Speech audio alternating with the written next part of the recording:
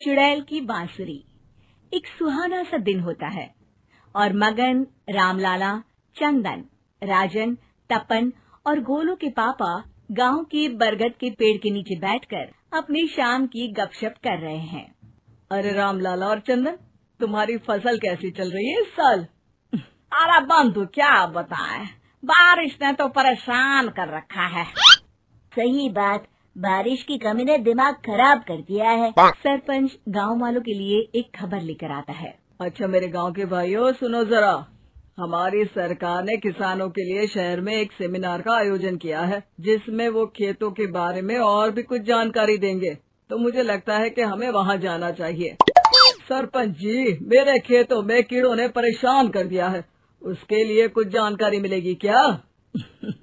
बिल्कुल, तुम्हारे खेतों के बारे में तुम्हें सारी जानकारी देंगे वो लोग। तुम तीनों को जाना चाहिए, बहुत फायदा होगा तुम्हें उससे। ये कहकर सरपंच वहाँ से चला जाता है और तीनों सोचते हैं कि वो शाम के वक्त मैदान पर मिलेंगे और वहीं से रवाना हो जाएंगे। तीनों दोस्त मैदान पर मिलते हैं और जैसे ही निकलना शुरू करते हैं तभी एक बांसुरी की आवाज सुनकर वो भी उसी ओर सम्मोहित स्थिति में चलना शुरू कर देते हैं। कुछ बच्चे हर बार की तरह अपना दोपहर का फुटबॉल का गेम खेल रहे हैं। पकड़ लिया, पकड़ के दिखा मुझे, इतना भी नहीं कर सकता। अच्छा, कितना भागेगा?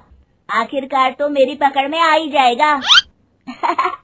हाँ, तुझे पता नहीं तपन, राजन कितनी तेज दौड़ लगा सकता है।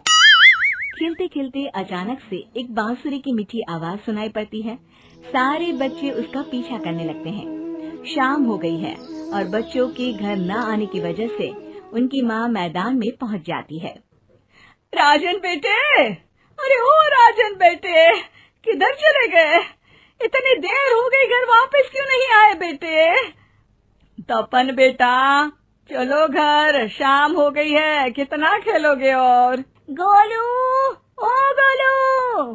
तीनों की माँ एक दूसरे को देखने लगती है और उन्हें एहसास होता है कि उन तीनों के बेटे घर आए ही नहीं। अरे राजन और गोलू की मम्मी, आप इधर? राजन और गोलू घर नहीं आए क्या अभी तक?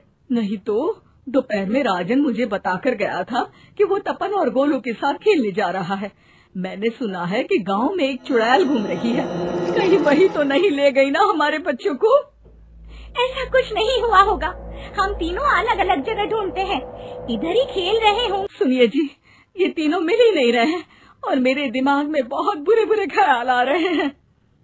आप चिंता मत कीजिए, हम सरपंच से जाकर बात करते हैं, वो हमारी मदद करेंगे। गोलू की माँ सही कह रही हो, चलो चलते हैं। एक उम्मीद की आशा लेकर तीनों अपने बेटों की फिक्र में सरपंच के घर जा पहुंचती है। सरपंच अपनी शाम की चाय पी रहे हैं और अखबार पढ़ रहे हैं। तभी तीनों की माँ हड़बड़ी में भागकर उनके पास आती है। अरे अरे, आप तीनों इतनी डरी हुई क्यों हो? क्या हुआ? ऐसी क्या बात हो गई? तिवारी जी, हमारे लड़के दोपहर से खेलने गए हैं और अब तक लौटे नहीं हैं। हमने उन्हें सब जगह ढूंढा, लेकिन हमें वो मिले ही नहीं, इसीलिए हम भागकर आपके पास आ गए।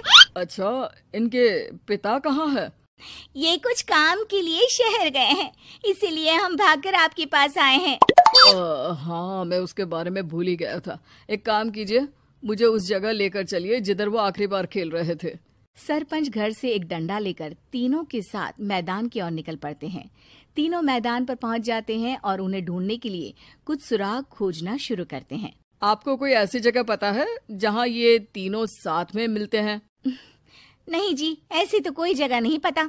अचानक से वही बांसुरी की आवाज आना शुरू हो जाता है और सरपंच सम्मोहित होकर उस आवाज की तरफ जाना शुरू कर देते हैं। अरे तिवारी जी, आप ठीक तो हैं? कहाँ जा रहे हैं? अरे ओ तिवारी जी, वो हमें सुन नहीं पा रहे हैं क्या? सरपंच बांसुरी की धुन में झुककर उसी दिशा में आगे बढ़ रहे थे। ये आवाज कैसी? ऐसा लग रहा है कि कोई बांसुरी बजा रहा हो। हाँ, सरपंच जी भी उसी दिशा में जा रहे हैं। सरपंच का पीछा कर तीनों मैदान के टूटे हुए बंगले पर पहुंच गए और सरपंच के पीछे दरवाजे के अंदर घुस गए। तीनों बंगले के अंदर झांकते हैं तो देखते हैं कि बहुत अच्छे से संभाला गया है बंगला। उतने में एक हंसी की आवाज आती है।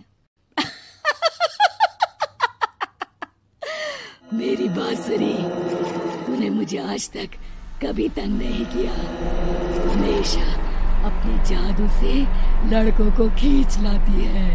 ये बोलते ही राजन की माँ को तीनों बच्चे और उनके पिता वहाँ चुड़ैल के पास लेटे हुए दिखते हैं। अरे वो देखो गोलू के पापा। अरे रे। अरे गोलू की माँ, अब चुप रहिए ना जरा। उस चुड़ैल ने देख लिया तो हम भी फंस जाएंगे। इन्हें बचाएगा कौन?